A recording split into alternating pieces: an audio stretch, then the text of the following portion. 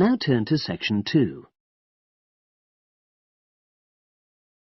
Test 6, Section 2. You will hear part of a radio program about do-it-yourself house painting.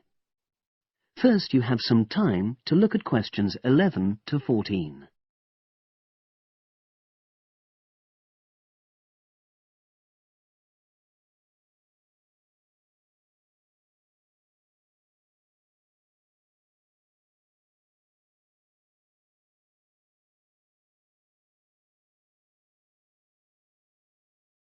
Now listen and answer questions 11 to 14.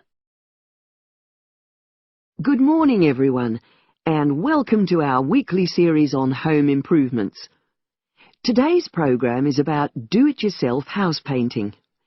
There's never been a better time for people who like to do their own interior house painting. Although people still lead very busy lives, thanks to the availability of various new DIY materials, you can now decorate your home in a more efficient and a more environmentally friendly way.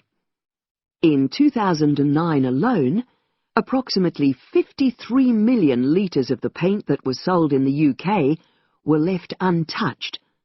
That's enough to fill 21 Olympic-sized swimming pools.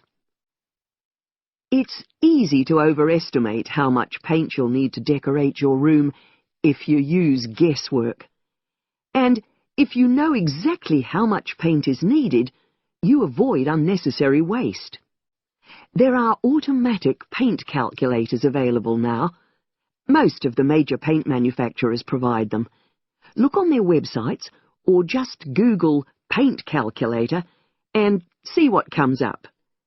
Then simply measure the circumference and height of the room in metres, enter this into the calculator, along with the type of surface you're painting, and it will tell you how many litres of paint you'll need. But if you do end up with leftover paint, you can donate it to an organisation like Community Repaint. They will take the paint from you and redistribute it to local charities and voluntary organisations, so it goes to a good home. You can find more information about Community Repaint on communityrepaint, all one word, .org.uk. Now you have some time to look at questions 15 to 20.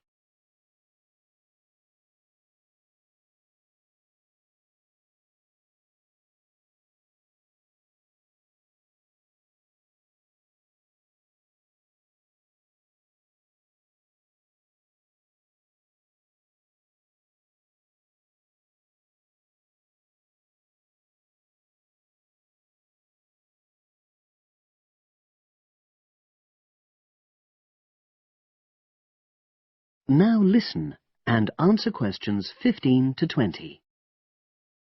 Another way of avoiding paint wastage is to check you're completely happy with your colour choice before starting to paint.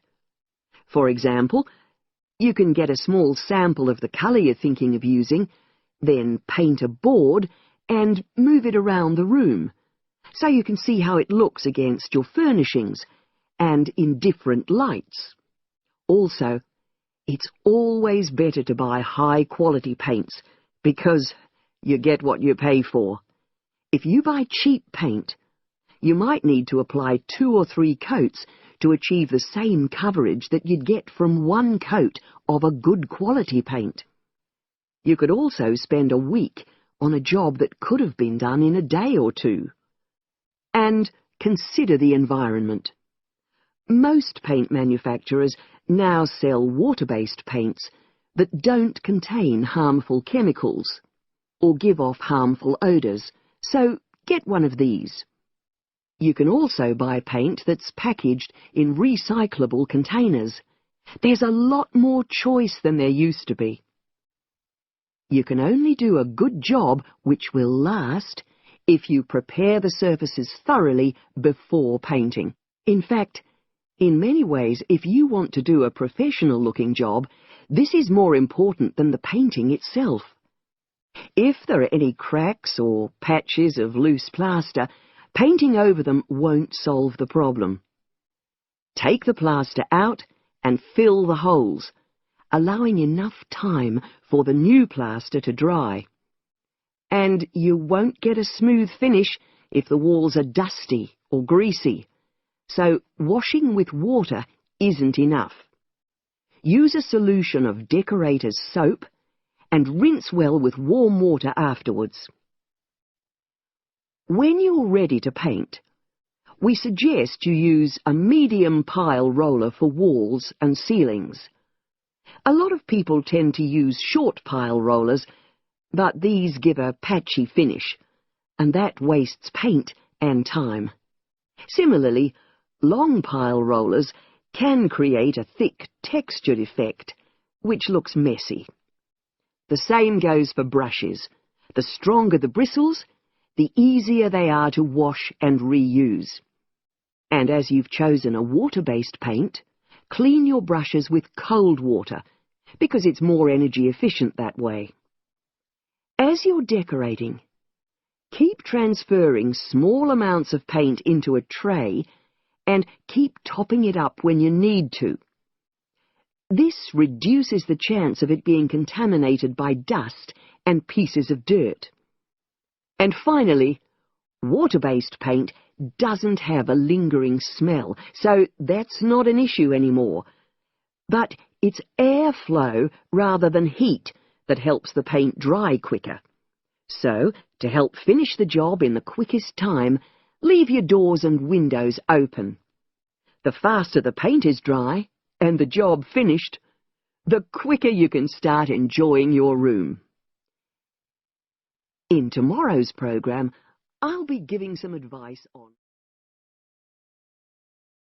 That is the end of section 2.